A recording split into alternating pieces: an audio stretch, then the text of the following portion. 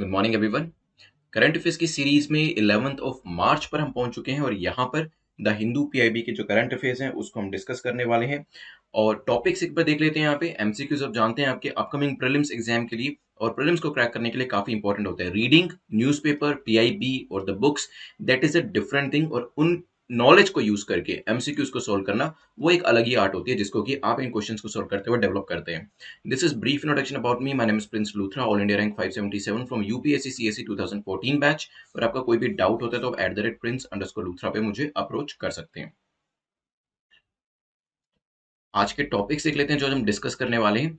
तो यहाँ पे उइगर मुस्लिम्स के बारे में जानेंगे, वैक्सीन पासपोर्ट्स के बारे में डिस्कशन होगा, एक्सरसाइज एक है डस्टलिक 2 इसके बारे में डिस्कशन होगा श्यामा प्रसाद मुखर्जी रर्बन मिशन को लेकर भी एक एमसीक्यू डिस्कस करने वाले हैं। एक्सरसाइज एंड कंट्रीज इनको लेकर भी एक क्वेश्चन होगा, किस कंट्री के साथ कौन सी एक्सरसाइज करी जाती है। देन इक्वाइन हर्पीज वायरस को लेकर डिस्कशन करेंगे, सेरा वीक हम पहले डिस्कस कर चुके हैं। यहाँ पे नया क्वेश्चन है, देखेंगे इसे। Well as a species and Nigeria as a country को देखेंगे और विमेन विल क्या है इसके बारे में भी जानेंगे। आप लोगों को जो रिवीजन वीडियोस हैं वो यहाँ पे अपनी होम स्क्रीन पे जरूर दिखते होंगे यूट्यूब की होम स्क्रीन के ऊपर। तो इनको प्रैक्टिस कैसे करना है मैं आपको ब्रीफली बता देता हूँ।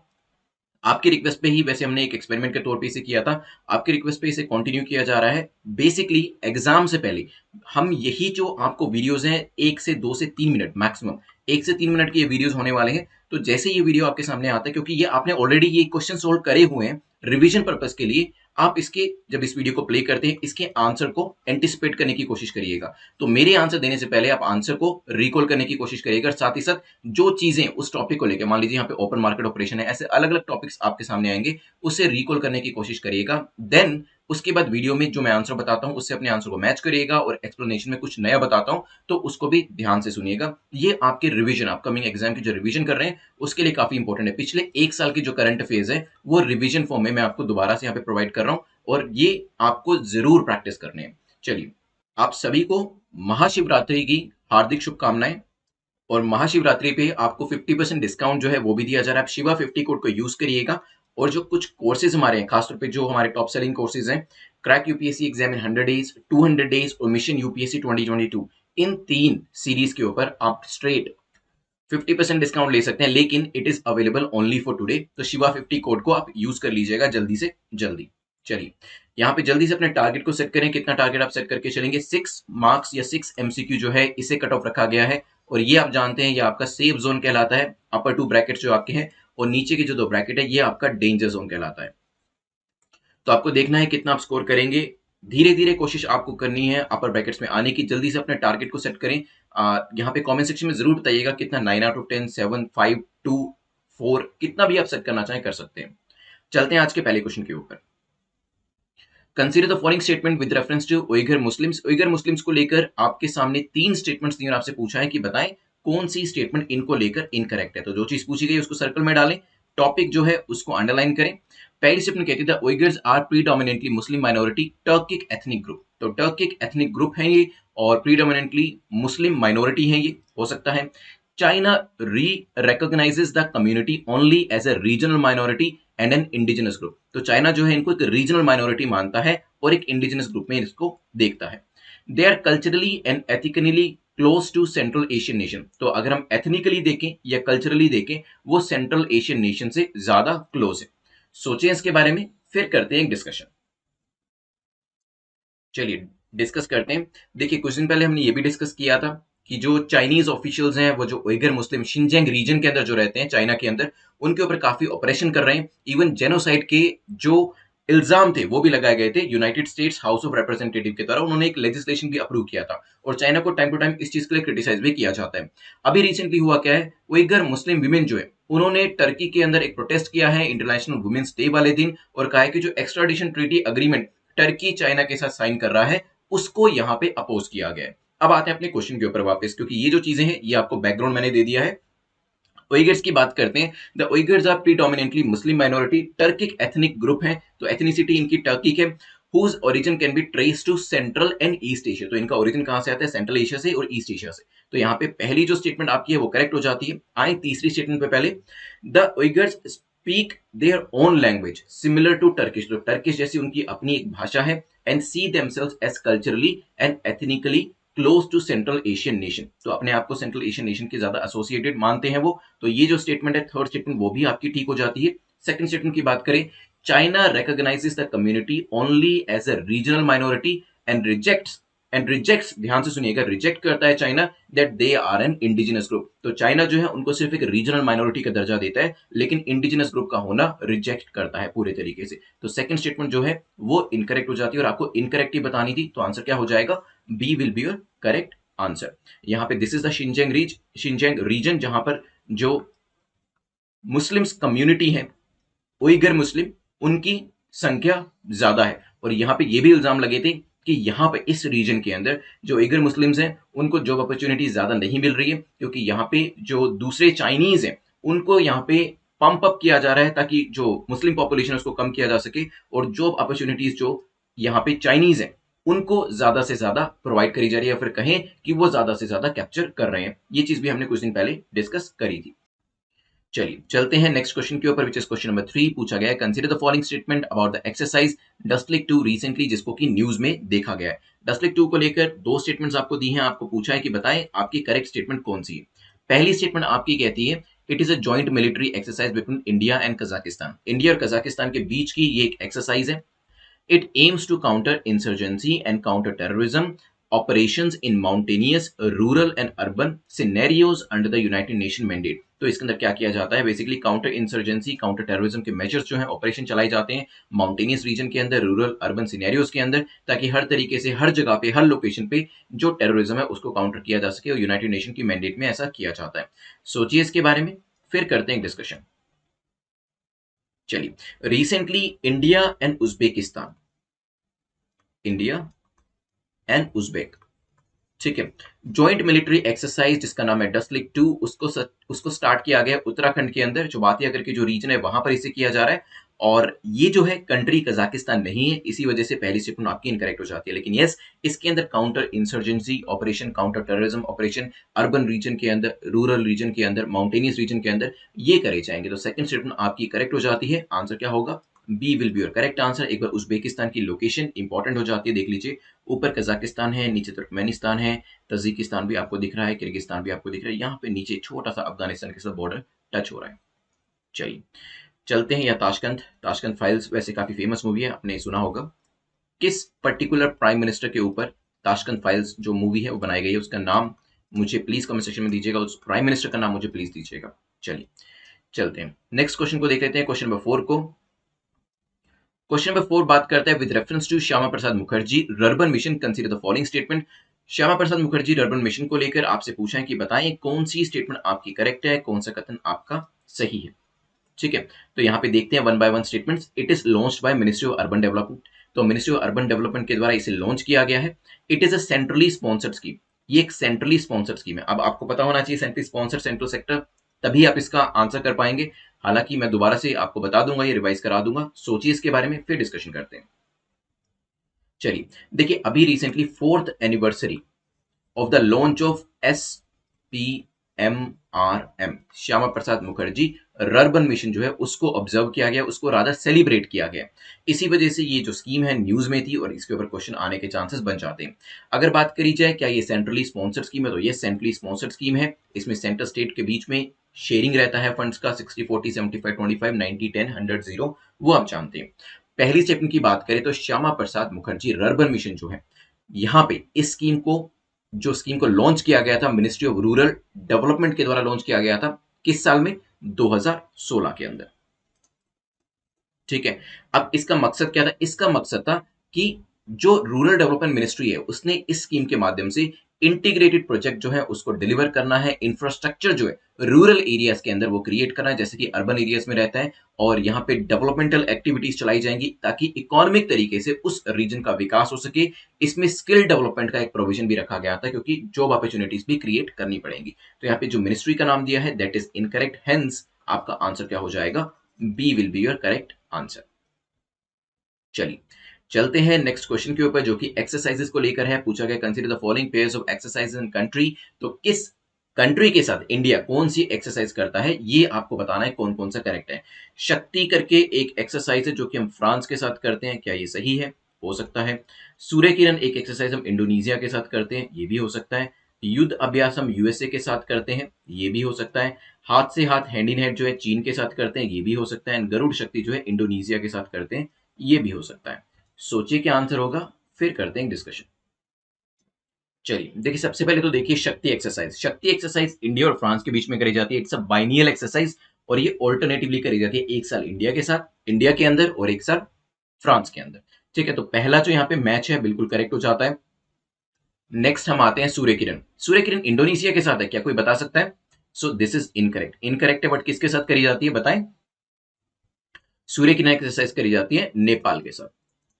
ठीक है, ध्यान रखिएगा। हेंस सेकंड आपका इनकरेक्ट हो जाता है। युद्ध अभ्यास किसके साथ किया जाता है? युद्ध अभ्यास इज करेक्ट, यूएसए के साथ किया जाता है। ठीक है, हैंड इन हैंड चाइना के साथ किया जाता है, बिल्कुल ठीक है। गरुड़ शक्ति बताएं, गरुड़ शक्ति किसके साथ किया जाता है? यस, गरुड़ शक्ति जो है वो आपका इंडोनेशिया के साथ किया जाता है, ये भी आपका करेक्ट हो जाता है। तो 1 3 4 5 डी आपका आंसर हो जाएगा। अब मैं आपसे कुछ और चीजें भी पूछ लेता हूं यहां पर, क्योंकि आप एक्सरसाइजेस कर रहे हैं।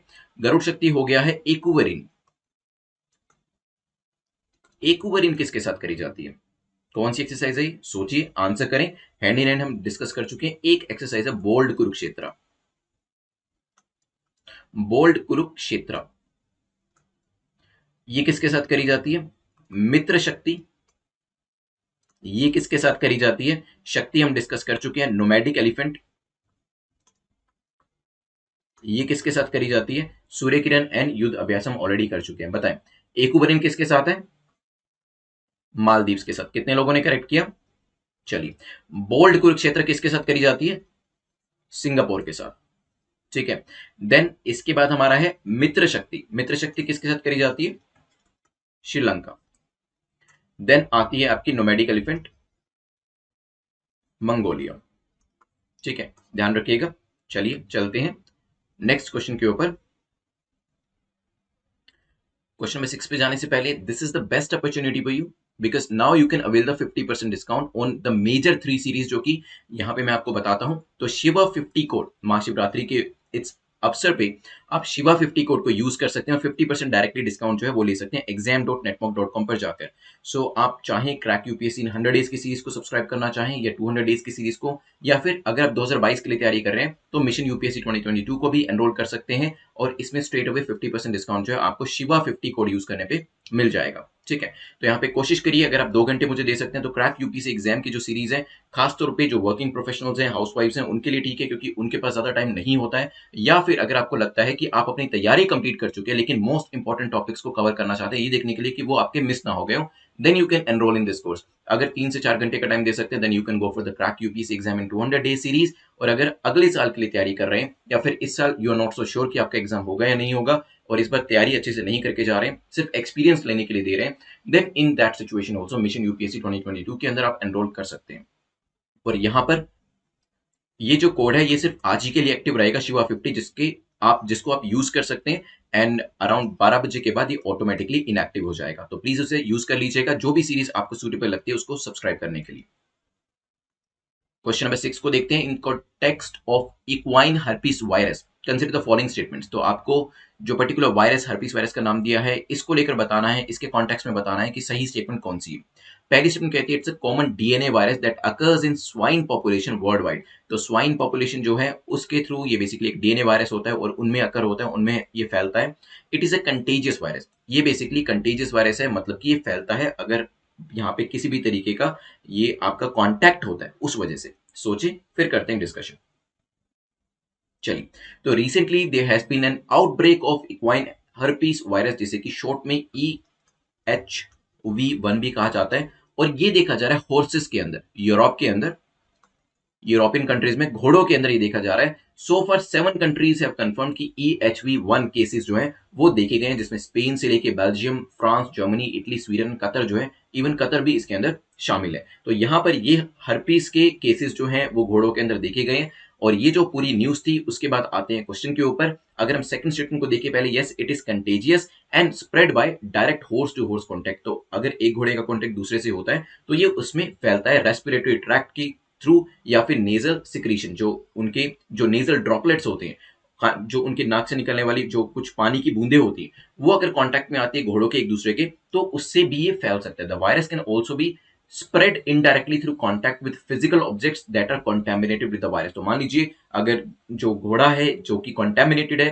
There is a horse which is contaminated, और उसने किसी ऑब्जेक्ट को छू लिया और वहां पे वो जो उसके ड्रॉपलेट्स हैं वो टच हो गए, और फिर किसी दूसरे घोड़े ने भी उस ऑब्जेक्ट को छू लिया, तो इस तरीके से भी ये जो वायरस है फैल जाता है। तभी कहा जा रहा है कि it is a contagious virus. ठीक है, पहली स्टेप की बात करें, equine herpes virus is a common DNA virus that occurs in horse population world wide. तो यहाँ पे स्वाइन जो है उनका कोई रोल नहीं है, और आंसर क्या हो जाएगा आपका, यहाँ पे B will be your correct answer.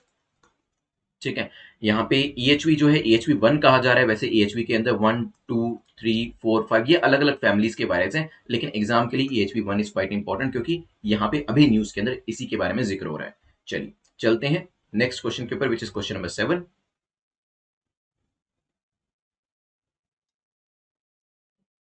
Question number 7 बात करता है सेरावीक को लेकर। सेरावीक को लेकर पूछा है कि बताएं कौन सी स्टेटमेंट आपकी करेक्ट है, कौन सा कथन आपका सही है। पहली स्टेटमेंट कहती है, it is an annual energy conference organised in Houston USA in March since 1983। ये एक एनुअल एनर्जी कॉन्फ्रेंस है जिसे कि यूएसए ह्यूस्टन मार्च में ऑर्गेनाइज किया गया था, और सिंस 1983 जो है इसे ऑर्गेनाइज किया जा रहा है। सेकंड स्टेटमेंट कहती है, it recognises the commitment of leadership on the future of global energy and environment. तो यहाँ पे लीडरशिप को लेकर अवार्ड दिया जाता है एनर्जी एंड एनवायरमेंट को ध्यान में रखते हुए। सोचिए क्या आंसर होगा, फिर करते हैं डिस्कशन।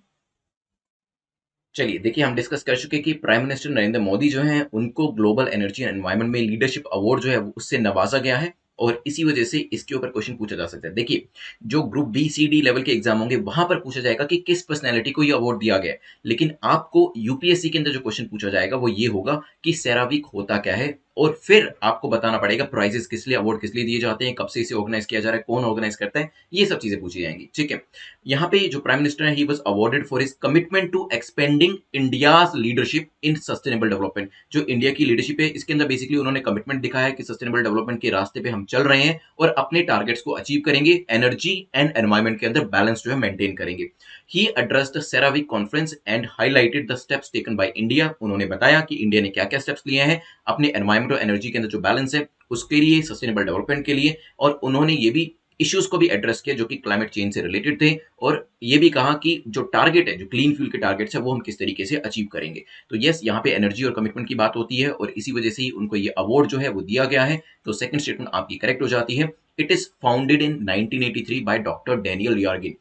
नाम लिख देता हूं यहाँ पे, डॉक्टर डेनियल यर्गिन, उनके द्वारा इसे फाउंड किया गया था। It is an annual energy conference organised in Houston USA in March, और 1983 से इसे ऑर्गेनाइज किया जा रहा है। CERAWeek by IHS Markit is the annual international gathering of energy industry leaders. तो एनर्जी सेक्टर से लीडर्स आते हैं, एक्सपर्ट्स आते हैं, गवर्नमेंट ऑफिशियल्स आते हैं, पॉलिसी मेकर्स आते हैं, लीडर्स आते हैं, और फाइनेंशियल एंड इंडस्ट्रियल कम्युनिटीज जो है वो भी इसके अंदर पार्टिसिपेट करती है। तो आपकी जो पहली जो स्टेटमेंट है वो भी आपकी करेक्ट हो जाती है। C will be your correct answer. चलिए चलते हैं नेक्स्ट क्वेश्चन, क्वेश्चन नंबर 8 के ऊपर। क्वेश्चन नंबर 8 बात करता है वेल शार्क को लेकर। पूछा गया with reference to whale shark consider the following statement, और आपसे पूछा है बताएं कौन सी स्टेटमेंट आपकी करेक्ट है, कौन सा कथन आपका सही है। स्पीसीज रिलेटेड क्वेश्चन है, और मैंने आपको बताया कि एक दो क्वेश्चन स्पीसीज रिलेटेड आते हैं, काफी इजी, काफी स्ट्रेट फॉरवर्ड होते हैं, और इसी वजह से वो चीजें हमारी छूटे ना, तभी मैं कोशिश करता हूं कि जब भी किसी भी स्पीसीज के बारे में मेंशन किया जाता है वो हम यहाँ पे कवर करते हैं। तो यहाँ पे पहली स्टेटमेंट कहती है, they are found in all the tropical ocean of the world. दुनिया के जितने भी ट्रॉपिकल ओशंस हैं वो पाई जाती हैं, व्हेल शार्क वहां पे पाई जाती है। इन IUCN red list critically endangered है इनका स्टेटस। सोचिए फिर करते हैं डिस्कशन। चलिए, रिसेंटली उड़ीसा के अंदर ये व्हेल शार्क न्यूज में थी। उड़ीसा के अंदर एक व्हेल शार्क को रेस्क्यू किया गया, और वैसे भी उड़ीसा काफी फेमस है, किस चीज के लिए फेमस रहता है, एक पर्टिकुलर टाइप का कछुआ है, एक पर्टिकुलर टाइप का आपका टर्टल है, उसका नाम मुझे बताइएगा। अब तो मुश्किल नहीं, क्योंकि काफी क्वेश्चन उसके ऊपर डिस्कस कर चुके हैं, और अभी उड़ीसा के अंदर उस टर्टल के अलावा व्हेल शार्क जो है उसको रेस्क्यू किया गया है। इसी वजह से स्पीसीज को लेकर क्वेश्चन है। Yes, they are found in all the tropical oceans of the world, बिल्कुल सही बात हो जाती है। लेकिन IUCN की अगर बात करी जाए, it is not critically endangered, it is only endangered. ठीक है, और ये अपेंडिक्स 2 में आती है। साइट्स की बात करें, and Indian wild life protection act 1972 के हिसाब से शेड्यूल 1 में आती है। आंसर क्या होगा आपका यहाँ पे, A will be your correct answer. चलिए चलते हैं नेक्स्ट क्वेश्चन, क्वेश्चन नंबर 9 के ऊपर। Consider the following statements about Nigeria. Nigeria को लेकर दो स्टेटमेंट्स आपके सामने दी हैं और पूछा है कि बताएं कौन सी स्टेटमेंट आपकी करेक्ट है, कौन सा कथन आपका सही है। Nigeria is a country in West Africa bordering Niger in the north, Chad on the north east, Cameroon on the east and Benin on the west. Map related question but थोड़ा सा difficulty level जो increase कर दिया गया है। Its southern coast is on the Gulf of Guinea in the Atlantic Ocean. तो यहाँ पे आपको विजुअलाइज करना है लोकेशन देख के, एलिमिनेशन मेथड को यूज करते हुए सोचिए, फिर मैं आपको मैप भी दिखाऊंगा और देखेंगे क्या चीज सही है क्या चीज नहीं है। चलिए, तो पहला strategic and counter terrorism dialogue जो है वो इंडिया और नाइजीरिया के बीच में ऑर्गेनाइज किया जा रहा है। इसे अभी रिसेंटली किया जा रहा है, इसी वजह से Nigeria as a country news में थी। क्वेश्चन मेंस में पूछे जा सकते हैं इंडिया नाइजीरिया रिलेशन के ऊपर, ज्यादा कुछ लिखने को नहीं मिलेगा, इसी वजह से इस तरीके के क्वेश्चन पूछे जाते हैं। लेकिन प्रीलिम्स के अंदर क्वेश्चन आएगा तो इसकी लोकेशन को लेके आएगा, देख लेते हैं एक बार। तो दिस इज नाइजीरिया, बेनिन आपको दिख रहा है, नॉर्थ में नाइजर दिख रहा है, चैड दिख रहा है आपको नॉर्थ ईस्ट के अंदर, कैमरून आपका ईस्ट में है, फिर आपका यहाँ पे बाइट बेनिन है। देख लेते हैं एक बार। Nigeria is a country on west African bordering, Niger जो है नॉर्थ में है, चैड नॉर्थ ईस्ट में है, Cameroon on the east, Benin on the west. ये आपकी स्टेटमेंट सही हो जाती है। At the same time Gulf of Guinea की लोकेशन देखेंगे वो भी बिल्कुल करेक्ट दी है। सदर्न कोस्ट में अभी दिखा देता हूं मैप के ऊपर, आंसर आपका हो जाएगा सी। दिस इज द मैप, यहाँ पे आपको नाइजीरिया दिख रहा है एंड गल्फ ऑफ गिनी इसके सदर्न डायरेक्शन में भी दिख रहा है। आज के लास्ट क्वेश्चन पे चलते हैं। Women will recently seen in news is launched by, women will किसके द्वारा लॉन्च किया गया है? फेसबुक के द्वारा, अमेजोन, गूगल या फिर ट्विटर के द्वारा? क्या है ये भी देखेंगे बट पहले सोचें फिर डिस्कस करते हैं। चलिए, तो गूगल ने एक नया वेब प्लेटफॉर्म जो है विमेन विल के नाम से अभी मार्च 8 जो इंटरनेशनल वुमेन डे था तब लॉन्च किया है, on the occasion of International Women's Day. This platform will provide its support to 1 million rural women in India in order for them to become entrepreneurs with the help of accelerator programmes, business tutorials and mentorship. तो यहाँ पे entrepreneurship को, startup culture को बढ़ावा देने के लिए women will का जो प्रोग्राम है ये गूगल के द्वारा शुरू किया गया है 8 मार्च को, इंटरनेशनल वुमेन्स डे वाले दिन। इसकी जो जो ये इंफॉर्मेशन है इसका इस्तेमाल आप मेंस के अंदर जब आंसर लिखेंगे वहां पे एक एग्जांपल या एक इंस्टेंस या फिर एक केस स्टडी देने में भी यूज कर सकते हैं। तो वहां पे जरूर बताइएगा कि इस तरीके के प्रोग्राम्स जो है वो इंडिया में शुरू किए जा रहे हैं और ऐसे प्राइवेट ऑर्गेनाइजेशंस भी कर रही हैं और साथ ही साथ इवन गवर्नमेंट भी ऐसे स्टेप्स ले रही है। चलिए, प्रीलिम्स, मेंस और इंटरव्यू के क्वेश्चन से पहले 2 मिनट के अंदर अपने पूरे लेक्चर को रिवाइज करते हैं। और ये जो हमारी रिवीजन रहने वाली है एक्टिव रिवीजन रहेगी, सो इसको बिल्कुल पैसिव तरीके से नहीं देखना है। जैसे ही क्वेश्चन आपके सामने आता है उससे रिलेटेड जितनी भी चीजें आपको ध्यान में आती हैं वो आपको कमेंट सेक्शन में टाइप करना शुरू कर देना है और पोस्ट करना शुरू कर देना है। मैं जो क्वेश्चन पूछूंगा वो भी आपको आंसर करना है, लेकिन मेरे क्वेश्चन पूछने के अलावा जो भी चीजें आपको उस क्वेश्चन को लेकर ध्यान में आती है वो भी आप टाइप करके लिखिएगा। इससे आपकी रिकॉल की जो क्षमता है वो धीरे धीरे बढ़ती जाएगी। और आज से अगर आप 2 3 4 महीने की बात करेंगे तो जैसे ही क्वेश्चन आपके सामने आएगा और वही चीज जैसे ही एग्जाम में क्वेश्चन आपके सामने आएगा एक फ्लड ऑफ इंफॉर्मेशन आपके दिमाग में आएगा कि इसके बारे में मुझे ये भी पता है वो भी पता है, और वो चीज आपको प्रीलिम्स में एलिमिनेशन करने में हेल्प करेगी और मेंस में आपका हाथ रुकेगा नहीं जब आप मेंस का आंसर लिख रहे होंगे, क्योंकि तब आपके दिमाग को इस चीज की आदत हो चुकी होगी कि जैसे ही क्वेश्चन सामने आता है उससे रिलेटेड सारे फैक्ट्स जो है, सारी इंफॉर्मेशन, सारा एनालिसिस मुझे अपने ब्रेन से इकट्ठा करके लेके आना है। ठीक है, चलिए उइगर मुस्लिम्स के बारे में बात करते हैं। उइगर मुस्लिम्स के बारे में जल्दी से मुझे बताएं, चाइना का कौन सा प्रोविंस है जहां पर ये रहते हैं? Predominantly Muslim minority, Turkic ethnicity के लोग हैं,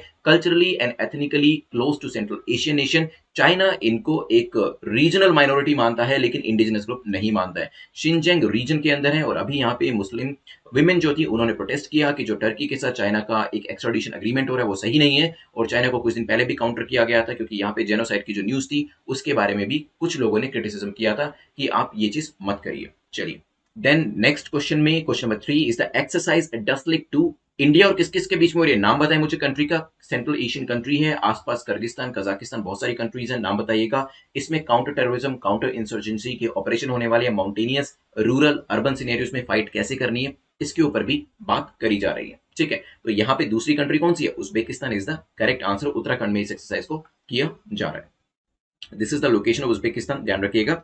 देन हमने नेक्स्ट क्वेश्चन जो है वो श्यामा प्रसाद मुखर्जी रर्बन मिशन के बारे में था। 4 साल इसको कंप्लीट हो चुके हैं और एक रिव्यू इसका किया जा रहा था। सेंट्रली स्पॉन्सर्ड स्कीम है या फिर सेंट्रल सेक्टर स्कीम है? बताइएगा मुझे।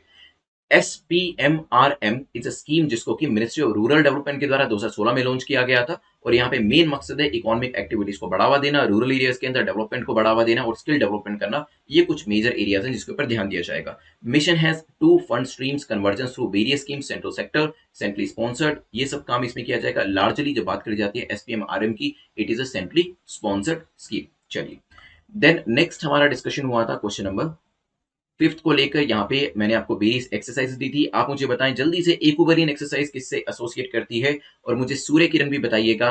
अगर आपको हैंड इन हैंड याद है तो वो भी बताइएगा। इन तीनों में से जो भी याद है वो मिनिमम एक तो बताइएगा। इससे ज्यादा पता है तो वो भी मुझे बताइएगा। Garuda Shakti Indonesia, Ekuverin Maldives, hand in hand China, bold Kurukshetra Singapore, then nomadic elephant कहां से, मंगोलिया से, बिल्कुल सही है। और इसके अलावा सूर्य किरण नेपाल से एंड युद्ध अभ्यास USA से। So this is the opportunity for you, 50% discount आप ले सकते हैं। एंड ये जो कूपन है आज के लिए एक्टिव है, तो प्लीज अपने हिसाब से जो भी टाइम आप डेडिकेट कर सकते हैं उस हिसाब से अपनी सीरीज को सब्सक्राइब कर लीजिएगा। exam.netmark.com पे जाके शिवा50 कोड को यूज कर लीजिएगा। चलिए, नेक्स्ट क्वेश्चन नंबर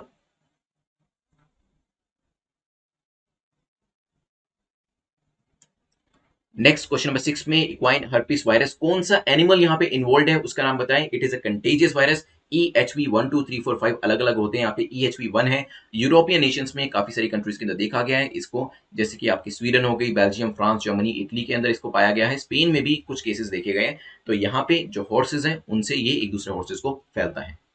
चलिए, देन नेक्स्ट क्वेश्चन में सेरा वीक के बारे में डिस्कशन हुआ था। It is an annual energy conference organised in Houston, बिल्कुल ठीक है। किसको यहाँ पे अवार्ड से नवाजा गया है, कौन है वो, कौन सी वो पर्सनैलिटी, वो बताइएगा। डॉक्टर डैनियल यर्गिन जो है उन्होंने इसे फाउंड किया था, और IHS मार्केट के द्वारा अवार्ड जो है वो दिया गया। पॉलिसी मेकर से लेकर लीडर्स इसमें पार्टिसिपेट करते हैं। एनर्जी और एनवायरमेंट सस्टेनेबल डेवलपमेंट को लेकर बात करी जाती है, और हमारे प्राइम मिनिस्टर को अवार्ड दिया गया है, जो कि हमारे लिए भी फक्र की बात है। और इस वजह से क्वेश्चन भी ये आपका इंपॉर्टेंट हो जाता है। देन नेक्स्ट क्वेश्चन नंबर 8 के अंदर हमने देखा था वेल शार्क के बारे में। तो जल्दी से मुझे बताएं कि वेल शार्क जो है इसका IUCN स्टेटस क्या है। साइट्स के हिसाब से तो अपेंडिक्स 2 में आती है। इंडियन वाइल्ड प्रोटेक्शन एक्ट 1972 के हिसाब से शेड्यूल 1 के अंदर आती है। Whale sharks are found in all the tropical oceans of the world. तो पूरी दुनिया के जितने भी ट्रॉपिकल ओशंस है वहां पर ये मिल जाती है। उड़ीसा के अंदर एक वेल शार्क को रेस्क्यू किया गया है, इसी वजह से ये न्यूज में थी। देन क्वेश्चन नंबर 9 की बात करें नाइजीरिया को लेकर। Nigeria is a country in West Africa bordering Niger in the north. आप बताएं मुझे कौन सी गल्फ के बारे में बात करी थी जो इसकी सदर्न डायरेक्शन में फॉल करती है। मैप देख लीजिए, यहाँ पे ऊपर आपको बेनिन, नाइजर, चैड, कैमरून दिखेगा, और आपको ये जो नीचे गल्फ ऑफ गिनी है वो भी दिखाई देगी। लास्ट क्वेश्चन में विमेन विल कौन लेके आया, विमेन विल कौन सी कंपनी के द्वारा लाया गया, ये आप बताएं। इसमें काम क्या किया जा रहा है। प्लेटफॉर्म जो है हेल्प करने वाला है 1 मिलियन रूरल वुमेन को in the case of making them entrepreneurs. उसमें उनको हेल्प करेंगे, एक्सेलरेटेड प्रोग्राम्स चलाएंगे, बिजनेस ट्यूटोरियल्स दिए जाएंगे, मेंटरशिप भी जो है वो भी दी जाएगी, और ये लाया गया है गूगल के द्वारा। चलिए, प्रीलिम्स का क्वेश्चन देख लेते हैं सबसे पहले क्या पूछने वाले हैं। तो हमारी एक्टिव रिवीजन हो चुकी है, और कॉन्ग्रेचुलेशन फॉर कंप्लीटिंग इट, क्योंकि ये सबसे इंपॉर्टेंट पार्ट रहता है जो आपको पूरा लेक्चर रिवाइज करना होता है 2 से 3 मिनट के अंदर। फेनी रिवर हमने इसे कल डिस्कस किया था, और आपको बताना है फेनी रिवर कहां पर लोकेट करती है, कौन से राज्य में लोकेट करती है। इसके कंसर्निंग देखिए, आप सबसे पहले तो मुझे स्टेट का नाम बताइएगा, ठीक है। लेकिन अगर आप कुछ एक्स्ट्रा इन्फॉर्मेशन भी दे पाए, जैसे कि इसका सोर्स क्या है, ये एक्स्ट्रा इन्फॉर्मेशन। मैं ये नहीं कह रहा कि this is mandatory to answer. आप मुझे स्टेट बता देंगे तो चलेगा, उतना काफी है। लेकिन ज्यादा इन्फॉर्मेशन देंगे तो भी वो आपके फेवर में ही जाएगा, क्योंकि ये चीजें जब एग्जाम में पूछी जाएंगी तो आपको हेल्प करने वाली है। तो आप मुझे सोर्स भी बता सकते हैं। अभी फेनी रिवर के ऊपर एक ब्रिज बनाया गया, कल डिस्कस किया था इसे हमने। तो ब्रिज का नाम क्या है वो भी बताइएगा। वो ब्रिज किन 2 कंट्रीज को कनेक्ट कर रहा है, ऑफकोर्स एक तो इंडिया होगी, दूसरी कंट्री कौन सी है वो भी मुझे बताइएगा। तो फेनी रिवर के बारे में मैं आपसे इंफॉर्मेशन चाहता हूं ब्रीफली। देन मेंस के लिए discuss the relation between India and Bangladesh. Comment करना है, इजी क्वेश्चन है इंडिया और बांग्लादेश के बीच में। लेकिन जब मेंस एग्जामिनेशन हॉल में बैठे होंगे, उस स्ट्रेस के अंदर काफी सारी चीजें याद नहीं आएंगी, तो बिल्कुल उसी माइंडसेट के साथ लिखिएगा, क्योंकि यहाँ पे आपको कम से कम 5 से 7 फैक्ट्स तो पता होने चाहिए अगर आप इंडिया बांग्लादेश के रिलेशन के बारे में कुछ एनालिसिस करना चाहते हैं। तो सिंपल क्वेश्चन है कंपेरेटिवली, जैसे मैं आपको रोज देता हूँ उसके कंपैरिजन में। लेकिन यस, इसी तरीके के 2-3 क्वेश्चन, 4-5 क्वेश्चन मीन्स के अंदर आते हैं, जिसमें ज्यादा नहीं सोचना पड़ता है। यस, लार्जली क्वेश्चन जो होते हैं थोड़े से डिफिकल्ट होते हैं, जैसे कि रोज आप सोल्व करते हैं, लेकिन this is one of the easiest ones. चलिए, इंटरव्यू की बात करें, why third front is more dangerous than the first front. जो तीसरा मोर्चा है वो पहले मोर्चे के कंपैरिजन में ज्यादा डेंजरस क्यों है, ये आपको बताना है। चलिए, ये इंटरव्यू का क्वेश्चन है, अपने ग्रुप के अंदर इसे लिख दीजिएगा। और दीज आर द ग्रुप्स जिसमें आपको अपने आंसर्स को सबमिट करना है, इनको ज्वाइन कर लीजिएगा। और इसके अलावा जल्दी से अपने मार्क्स जो हैं कमेंट सेक्शन में जरूर लिखिएगा, कितना आपने स्कोर किया है, क्या आपने अपने टारगेट को अचीव किया या नहीं किया जो आपने इनिशियल स्टेज में सेट किया था। किया है तो बहुत अच्छी बात है, नहीं किया तो of course you can always improve and can achieve that target. कोशिश आपको करनी है कि धीरे धीरे, इवन दो अगर आप यहाँ पर स्कोर कर रहे हैं वो भी एक्सेप्टेबल है, अगर आप आने वाले टाइम में इंप्रूव करते जाते हैं अपनी गलतियों से सीख के, आप एक्सेलेंट ब्रैकेट के अंदर आ जाते हैं। तो 6 अच्छे से ज्यादा आपने स्कोर किया, then of course you are in the safe zone. Less than 6 किया है तो आपको दोबारा से अटेम्प्ट करना है विद इन 1 आवर, और आप सेकंड या थर्ड टाइम जब वीडियो को देखेंगे तब अपने नोट्स जरूर बनाइएगा। देखिए जो लोग 2022 के लिए तैयारी कर रहे हैं खासतौर पे उनके लिए मैं कह रहा हूं कि note making is very important. 21 के लिए ऑलमोस्ट टाइम अब कंप्लीट हो चुका है, आपके पास ज्यादा टाइम नहीं है, लेकिन फिर भी नोट मेकिंग कर सकते हैं। बहुत ज्यादा लेंदी नोट मेकिंग मत करिएगा, ब्रीफली बना सकते हैं ताकि आखिरी के जो वो 3 4 5 दिन होते हैं उसमें आपको रिवीजन करने में हेल्प मिले। तो मैं आप 2022 23 24 वालों के लिए यही कहूंगा कि नोट मेकिंग इज एसेंशियल। उसे करिए, अगर आपकी हैबिट है तो डेफिनेटली करिए, नहीं है तो कोशिश करिए उसे हैबिट बनाने की, क्योंकि आखिरी के दिनों में यही नोट्स, यही आपके वेपन्स के तौर पे काम करेंगे और आपको काफी ज्यादा हेल्प करेंगे मिनिमम पॉसिबल टाइम में रिवीजन करने के लिए। टेलीग्राम का लिंक नीचे डिस्क्रिप्शन में दिया है तो उसे ज्वाइन कर सकते हैं। Thanks for watching, I see you very soon, because आज 1 बजे भी हमारा लेक्चर होने वाला है टेक्स्ट बुक के ऊपर, जो कि आपका डेमो सेशन रहने वाला है। So you all are invited and you all can join. Thanks for watching, I see you at 1 PM। Have a nice day.